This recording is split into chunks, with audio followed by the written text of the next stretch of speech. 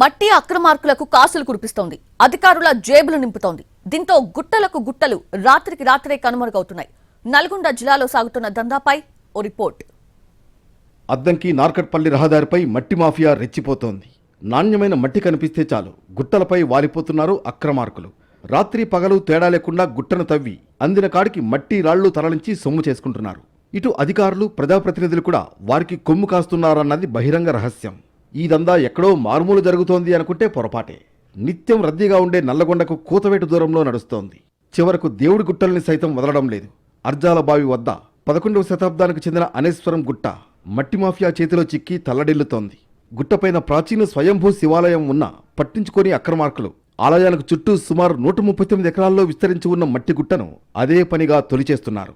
కొన్నేళ్లుగా జరుగుతున్న ఈ దందా కారణంగా అనేశ్వరం గుట్ట హారతి కర్పూరమైంది.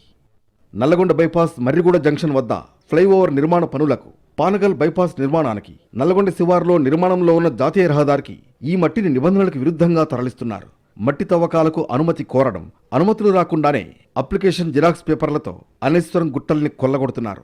కొందరు బిల్డర్లు, రియల్ వ్యాపారులు మట్టిని వెంచర్లకు తరలిస్తున్నారు. జిల్లా కేంద్రానికి కూతవేటు దూరంలోనే జోరుగా మట్టి దందా జరుగుతుంటే అధికారులు పట్టించుకోకపోవడం ఏంటని స్థానికులు ప్రశ్నిస్తున్నారు.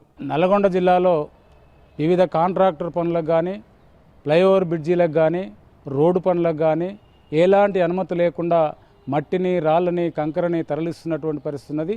అదే రకంగా నల్లగొండ పట్టణానికి ఆనుకున్నటువంటి గుట్ట, అనేశ్వరం గుట్ట బోర్డుకు సంబంధించినటువంటిది కూడా తొలిచి మొత్తం మొరాన్ని, రాళ్ళని, కంకరని కూడా తరలిస్తున్నటువంటి పరిస్థితి ఉన్నది. అందుకని అనేశ్వరం గుట్టకు సంబంధించిన దాన్ని కాపాడాలంటే ఇప్పటికైనా ప్రభుత్వం చర్యలు తీసుకొని కాంట్రాక్టర్ల మీద కానీ, డీలర్ల టిప్పర్ల మీద కానీ, లేకపోతే ట్రాక్టర్ల మీద కానీ ప్రభుత్వపరమైన చర్యలు తీసుకొని దాన్ని అరికట్టాలని చెప్పేసి డిమాండ్ చేస్తున్నాం.